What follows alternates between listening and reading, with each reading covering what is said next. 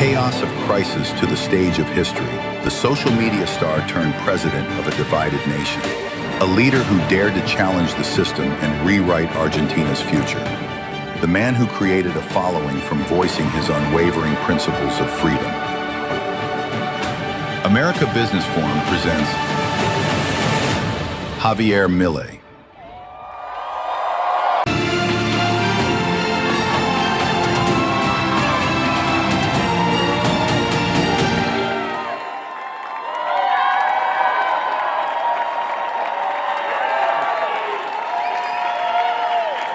¡Hola a todos! No, gracias a ustedes, por favor. Gracias por recibirme con tanto cariño. Muchas gracias. Absolutamente que vamos a hacer Argentina y América great again. Y no se dejen intimidar por algunos resultados locales. Primero que nada, quiero agradecer a los organizadores del American Business Forum y en especial a su presidente Francis Suárez por la invitación. Es un honor estar acá rodeado de figuras tan destacables como el presidente Trump, un amigo tanto personal como de la República Argentina. También me alegra poder compartir escenario con uno de nuestros más ilustres deportistas y orgullo de todos los argentinos, Lionel Messi. Un hombre que llevó el talento argentino a lo más alto del mundo. Una prueba viviente de que el esfuerzo, la dedicación y la pasión son capaces de generar milagros. Y la prueba de que a veces yo también puedo felicitar a un zurdo.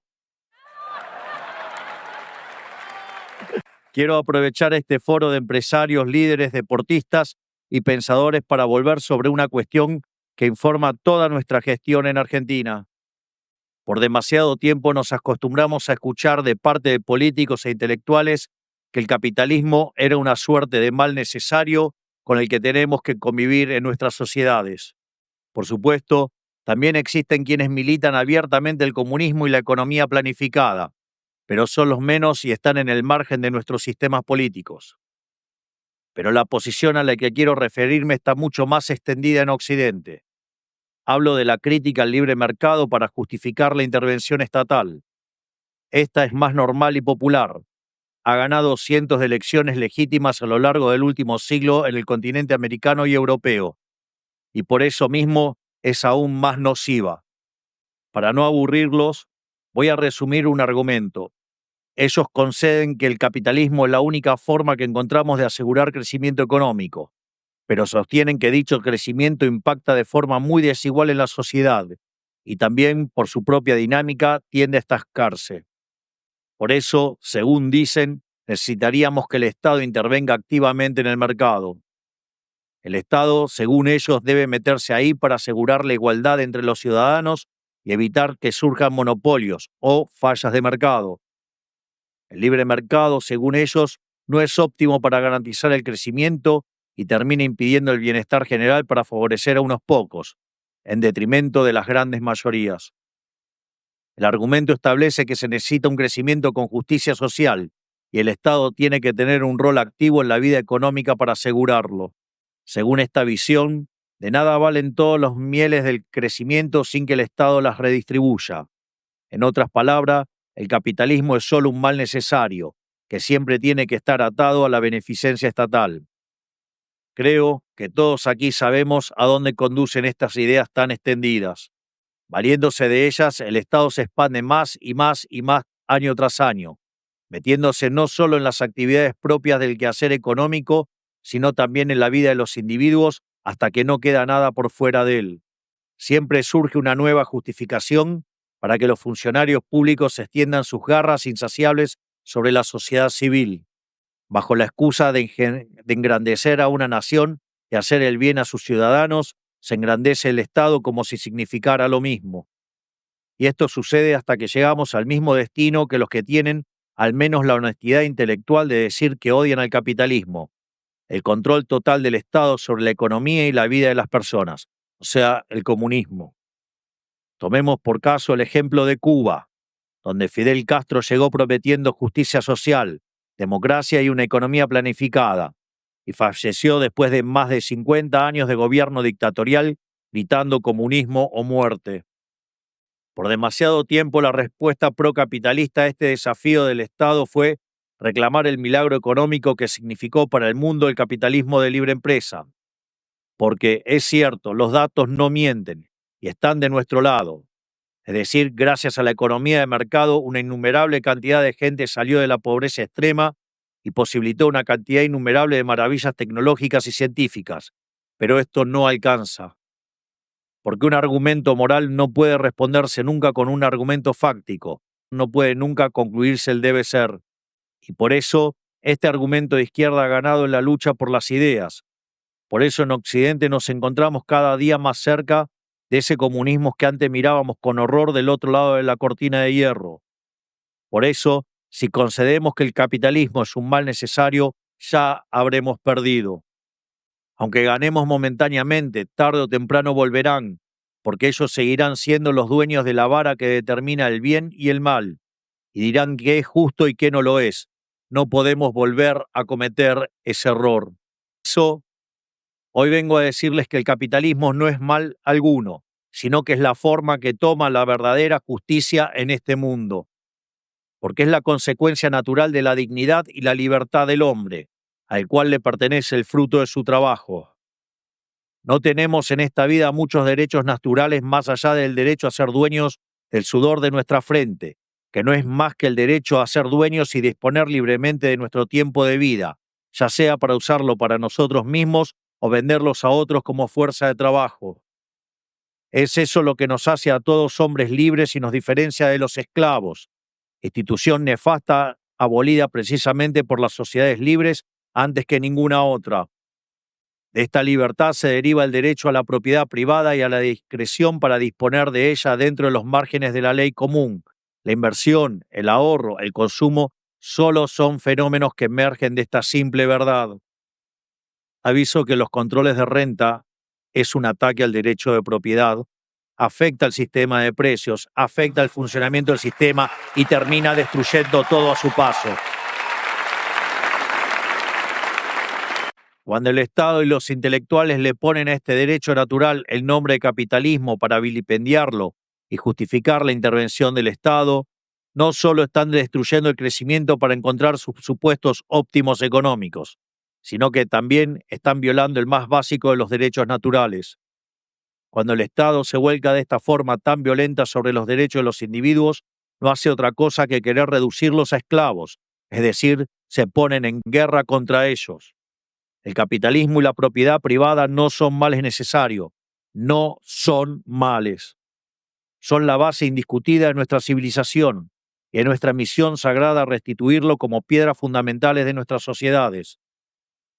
Es decir, no creemos que el capitalismo sea moralmente correcto por el hecho de sacar a más del 90% de la población global de la pobreza, sino que logró sacarlos de la pobreza precisamente por ser el modelo más moral de todos los existentes. En este sentido, quiero citar un libro de uno de los economistas austríacos más importantes de la historia, que es profesor en la Universidad de New York, que se llama Israel Kirzner. Tiene un libro que se llama Creatividad, Capitalismo y Justicia Distributiva. Y el planteo que se hace es que es indiscutida la superioridad productiva del capitalismo versus el socialismo. Y esto es tan así que ni los socialistas lo cuestionan. Pero al sistema capitalista se lo tacha de injusto, se lo cuestiona porque distribuye mal los resultados, lo tacha en lo moral. Y lo que hace Israel Kirzner justamente es decir lo siguiente: si efectivamente el sistema es inmoral, es injusto y va reñido con la ética, por más que sea más productivo, no vale la pena defenderlo. Y ese tema se lo toma muy en serio y básicamente con dos ideas fundamentales: el principio de apropiación de Locke, es decir, el que lo descubre se lo queda, y con la idea de Hayek del mercado como proceso de descubrimiento. Israel Kirzner prueba no solo que el sistema capitalista es el único que puede ser eficiente, sino que al mismo tiempo prueba que es el único sistema justo. Y eso les duela o no les duela a los socialistas, nuestro sistema no solo es más productivo, sino que es el único que está de mano de la moral y de la ética, no como el sistema asesino de ellos.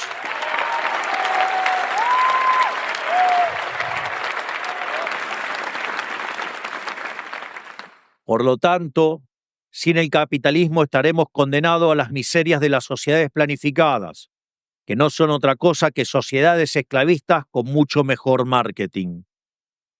Lo que ellos llaman el Estado presente, o en inglés el welfare state, no es más que la frase que dicen para ocultar que en el fondo su camino es el camino de servidumbre. Aquí quiero hacer alguna también mención a una obra muy importante de uno de los economistas anarcocapitalistas más importantes del mundo, que es el profesor Jesús Huerta del Soto, en un trabajo que se llama La teoría de la eficiencia dinámica. Y en ese trabajo lo que él busca es determinar cuál es el sendero óptimo del crecimiento. Y después de hacer unas disquisiciones sobre distintos aspectos de la teoría económica, lo que señala es muy fuerte, porque dice: nada que sea injusto puede ser eficiente. Es decir, en el altar de la eficiencia paretiana con el que trabajamos los economistas, no debería haber lugar alguno sobre algo que es injusto. Y al mismo tiempo señala todo aquello que sea eficiente, además, inexorablemente tiene que ser justo. Y eso está arraigado a lo que son nuestros valores occidentales, los valores de Occidente, que son los valores judeocristianos. Y es más, a prueba de ejemplo, cuando tengo reuniones de gabinete, digo, siempre hay una regla, siempre los valores éticos y morales están por encima de lo que dicta el utilitarismo político. No hay concesiones para hacer lo que está bien, y cuando ustedes hacen lo que es justo y éticamente correcto, el país va a prosperar.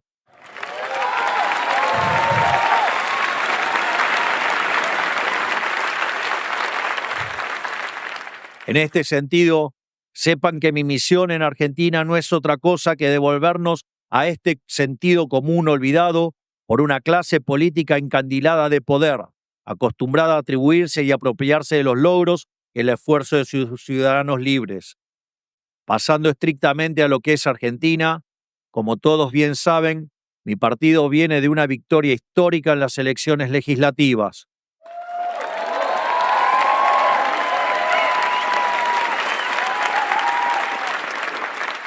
Hicimos todo lo que la política clásica decía que no había que hacer, y lo único que nos guió a nosotros en la toma de decisiones fue los criterios éticos y morales, y los argentinos de bien respondieron contundentemente con un gran triunfo.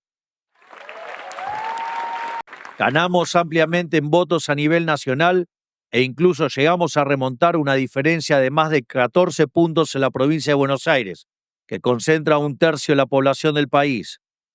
Fueron meses muy duros para los argentinos, donde por culpa del golpe económico que la oposición intentó llevar a cabo desde el Congreso, la economía del país se vio ralentizada, generando incertidumbre y malestar en los ciudadanos. En consecuencia, me pasé los últimos meses recorriendo todo el país para pedirle a los argentinos que no se rindan, para prometerles que esta vez el esfuerzo sí valdría la pena. Y esta promesa no fue en vano, no es un compromiso que me tomo a la ligera, es un pacto sagrado con la gente, que ha refrendado el camino de este gobierno y nos ha dado las herramientas para llevar adelante las reformas que el país necesita con urgencia. Por todo esto, considero relevante una vez más agradecer la confianza del pueblo argentino, confianza sin la cual nada de esto sería posible. Pero, ¿por qué decimos que esta vez el esfuerzo vale la pena? porque lo que está en juego en esta elección era verdaderamente gigantesco. Estas elecciones fueron un plebiscito entre dos modelos de país, el modelo de la libertad y el capitalismo, con el orden fiscal como principal caballo de batalla, o el modelo de la servidumbre, que describimos como su Goliat, el déficit, la emisión monetaria, la deuda y obviamente el empobrecimiento. Como mencioné antes, desde hace meses venimos recibiendo bombardeos sistemáticos desde el Congreso. Casi todos los economistas del país insistían, en medio de un ataque legislativo al superávit fiscal, que nuestro programa económico estaba terminado, y se agarraban de la evolución del precio de los activos y la suba del riesgo país para fundamentarlo. Nosotros, por otro lado, decíamos que el programa fiscal y cambiario era sólido, porque el superávit es innegociable, porque dejamos de emitir hace más de un año y porque el Banco Central está capitalizado por primera vez en muchos años. Y una vez despejado el ruido político, ¿qué pasó? El mercado argentino tuvo su mayor suba histórica en un día, su mayor suba histórica en una semana y sigue subiendo, al margen que además bajó el riesgo país más de 400 puntos. En definitiva, pasó lo opuesto exacto de aquel infame 12 de agosto de 2019, en donde protagonizamos uno de los mayores desplomes bursátiles en la historia del mundo por la mera posibilidad de que el kirchnerismo volviera al poder, que dicho sea de paso no es ni más ni menos que una de las sucursales del socialismo del siglo XXI y que en algún lugar de la costa este ha entrado. Se disfrazan de corderos y son peor que el peor de los rapaces lobos. Si hay algo que quedó en claro con esto, es la realidad de lo que nosotros llamamos de forma resumida riesgo cuca, o sea, el riesgo kirchnerista, o sea, el riesgo del socialismo. Pudimos ver en números la magnitud del riesgo político con el que nuestro programa económico siempre tuvo que lidiar. Y esto es así porque tenemos en Argentina un sector de la política tan destructivo, tan ajeno a los principios básicos de la economía y del bien común, que su mera presencia le pone a todo el país una base de riesgo altísima. Y ahora que están más lejos que nunca de volver al poder, es que podemos despejar ese miedo. Históricamente, la mayoría de los planes de estabilización exitosos en el mundo tuvieron consenso político. Lo que pasó en Argentina fue algo inédito. ¿Llevamos adelante un plan de estabilización exitoso con consenso social? Sí, pero sin consenso político. Pero los embates desestabilizadores fueron profundamente dañinos para la sociedad. Como bien saben, el riesgo político no afecta solamente al financiamiento del Estado, sino al crédito de toda la economía. La locura kirchnerista hace que todas las empresas paguen más caro el financiamiento, que tomen menos gente, que hagan menos obras y que se pueda vender menos a crédito. La locura kirchnerista vuelve más caro los préstamos hipotecarios y prendarios y las tasas de financiamiento de tarjeta de crédito. Ante este panorama, muchos querían que resolviéramos un problema de riesgo estructural con política monetaria. Querían que inyectáramos pesos para solucionar un problema de confianza y caída en la demanda de dinero. Puesto en términos económicos, querían solucionar la caída de demanda aumentando la oferta. Puesto en términos cotidianos, nos estaban pidiendo que apagáramos un incendio echándole más gasolina. Pero entendiendo que esto solo hubiera agravado el problema, sostuvimos el esquema monetario. Volviendo al punto, convivimos con una parte del sistema político que rechaza hacer lo que la Argentina necesita. Y a esa oposición acabamos de derrotar contundentemente las urnas. Y eso es lo que importa. Argentina por fin le dijo que no a esta locura, que tanto nos ha costado a lo largo del tiempo. Argentina ha dado un paso crucial en el camino de la libertad, un paso que es una buena medida, es irreversible. Ahora, como país, nos toca compensar el tiempo perdido. Llevamos décadas de rezago en comparación con el resto de los países de la región y más aún del mundo, para la cantidad de bienes y servicios de alta demanda que podemos producir. Esto quiere decir que la convergencia de la riqueza argentina hacia los niveles del resto del mundo desarrollado será fenomenal. Estamos entrando en el camino en el cual haremos a la Argentina grande nuevamente. ¡Viva! Esto está asociado a un cambio de paradigma que se dio en Argentina en los últimos años. Estamos reencontrándonos con la fe en que la propiedad privada y el libre ejercicio de la misma, dentro de los márgenes de la ley, son el único camino para alcanzar la prosperidad. Y necesitamos asentar este cambio para que cada día menos gente sufra por la pobreza, para que cada día más gente pueda perseguir sus sueños, ya sea tener una casa en la cual criar a su familia, ya sea tener un auto que siempre quisieron, o sea poder empezar un negocio. Porque el cambio es volver a traer la libertad y la responsabilidad para todos nuestros ciudadanos. Este es el país de la libertad con el que soñamos, y es un país con el que estamos comprometidos y estamos cada día más cerca de alcanzar. Un país que se alce como faro de un occidente adormecido por las mieles del Estado presente, por los argumentos falaces de quienes ven en el capitalismo un mal necesario, y quienes bregan por un Estado presente que solo trae la ilusión del bienestar, que hoy, a costa de destruir el bienestar del mañana, como ha quedado demostrado en Argentina, y lo quiero repetir de nuevo para que quede bien claro, un Estado presente que solo trae la ilusión del bienestar de hoy a costa de destruir el bienestar de mañana, como ha quedado demostrado en Argentina. Y nosotros somos quienes podemos lograr este cambio y pregonarlo, porque somos heraldos de un futuro distópico, porque vivimos el futuro que tarde o temprano le va a llegar a los países que también están transitando este camino de servidumbre estatal, abrazando las nefastas ideas del socialismo del siglo XXI, o más conocido en estas tierras como los woke. Ya vivimos como décadas de estatismo convirtieron a la Argentina, un país destinado a la grandeza, en ruinas. Y hoy tenemos el deber y el desafío de reconstruirlo. Hoy tenemos el deber y el desafío de sentar las bases de un futuro mejor. Y lo fundamental es que 2 de cada 3 argentinos quieren este nuevo camino. Como dije el domingo 27 de octubre al recibir los resultados, 2 de cada 3 argentinos no quieren volver al pasado. Ya no quieren más socialismo del siglo XXI. Ya se dieron cuenta de la mentira. Con matices y preferencias locales, 2 de cada 3 argentinos quieren alguna versión u otra de capitalismo. Esa es la ventana de oportunidades que hoy se nos abre a todos. Nosotros tenemos la vocación de alinear a todos los actores procapitalistas del país, que representan al menos 2/3 de nuestra sociedad. Es hora de construir un gran consenso capitalista en Argentina. Y esta gran coalición del crecimiento se encuentra con una nación en la que está todo por hacerse. Un país descapitalizado por años de dirigismo irresponsable que privilegiaba el consumo por sobre la inversión. Esto es tan así que, al día de hoy, el 70% de las importaciones en Argentina corresponden a bienes de capital e insumos productivos. El sector privado ya sabe lo que tiene que hacer, conoce las oportunidades y entiende que el momento para aprovecharla es ahora.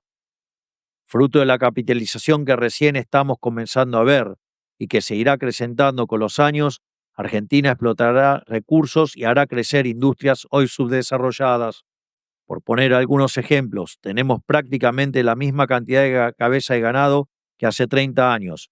Una locura para un país famoso por la calidad de su carne. En línea con esto, quisiera agradecer al presidente Donald Trump y a toda su administración por haber alcanzado un acuerdo por la cuota de carne argentina 4 veces superior a la anterior. Esto no es más que uno de los acuerdos comerciales que Argentina y Estados Unidos se deben hace muchos años y que entre ambos países estamos trabajando por rectificar. Para continuar profundizando la idea, Argentina no exporta un gramo de cobre cuando Chile, que comparte cordillera con nosotros, exporta 20.000 millones de dólares al año. De la misma forma, vamos camino a que el petróleo y el gas supongan ingresos por entre 30.000 y 40.000 millones de dólares anuales de acá al 2031. Tenemos un sector vitícola que hoy representa menos de un 3% de nuestras exportaciones, con una capacidad de proyección e inversión enorme. Y lo mismo puede decirse de prácticamente cualquier sector, sea infraestructura, turismo, lácteos, granos o industria del conocimiento. Contamos con una diversidad geográfica tal que permite prácticamente cualquier ser humano del planeta que decida invertir en Argentina pueda explotar sus conocimientos de manera provechosa para exportar sus talentos al resto del planeta. Ahora, gracias a la normalización de nuestra macroeconomía, el correcto funcionamiento del régimen de grandes inversiones Tenemos las condiciones económicas y políticas para hacerlo.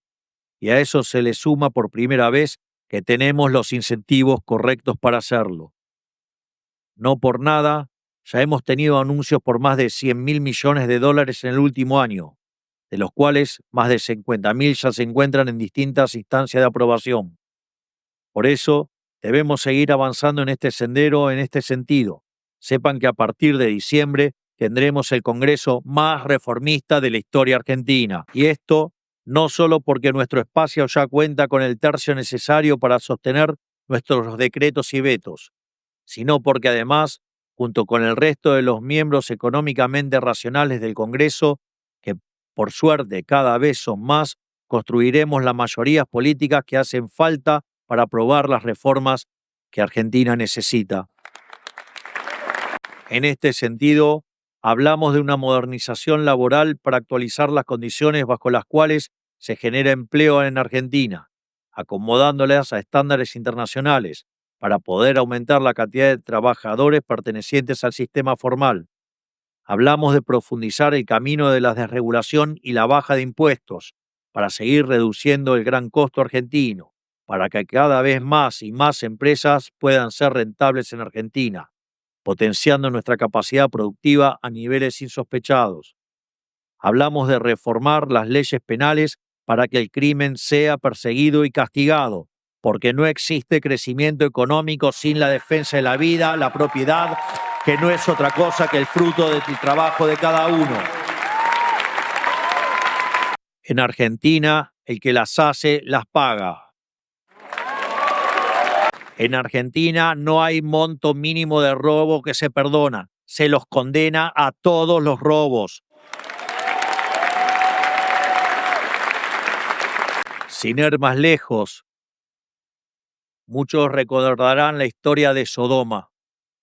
Justamente, Sodoma era una ciudad en la que se podía robar, estaba permitido robar, y así terminó destruida.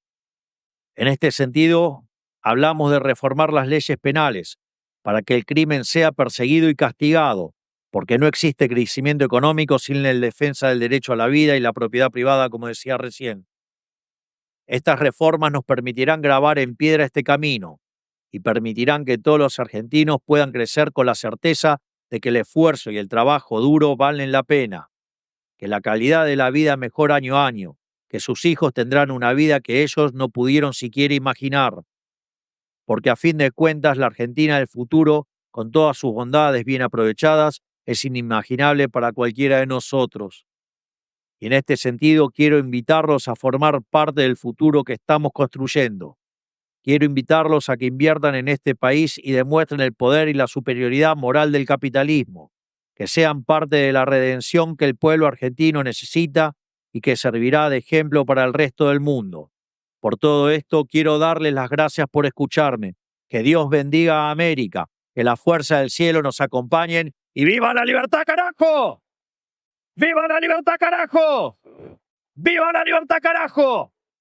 ¡Make America great again! Gracias, presidente. Felicitaciones, presidente. Muchísimas gracias. Es un gran privilegio, un honor como alcalde de Miami y presidente de American Business Forum, conjunto con el CEO y fundador de American Business Forum, entregarte un obsequio que es importante para los residentes de Miami, para los argentinos en el extranjero, para los pro-capitalistas y los anticomunistas. Es parte de la ADN de nuestra ciudad ser libre y de libre comercio. Así que agradecemos mucho tu presencia y con esto te entregamos nuestro corazón y la llave de nuestra gran ciudad.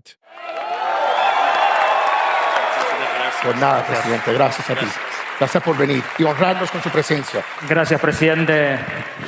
Esta American Business Forum nació para unir al mundo y no para dividir. Y algo muy interesante que escuché que dijo después de la elección fue: yo bajo la inflación para todos los argentinos, para los que me votaron y para los que no me votaron. Me parece que es un mensaje muy importante, sobre todo porque después de la estridencia política y las elecciones, creo que lo más importante es que todos queremos trabajar y progresar y vivir en paz. Así que me parece que ese es el mensaje también para el mundo. Gracias, presidente. Hay algunos argentinos aquí, yo creo. Yo no te escucho, no te escucho, no te escucho. Aquí tenemos el presidente. ¡Viva la Oye. libertad, carajo! Vamos. Gracias, presidente. Gracias, presidente. Un placer. Gracias. ¡Viva la libertad, carajo! Muchas gracias. Buenísimo, me encanta.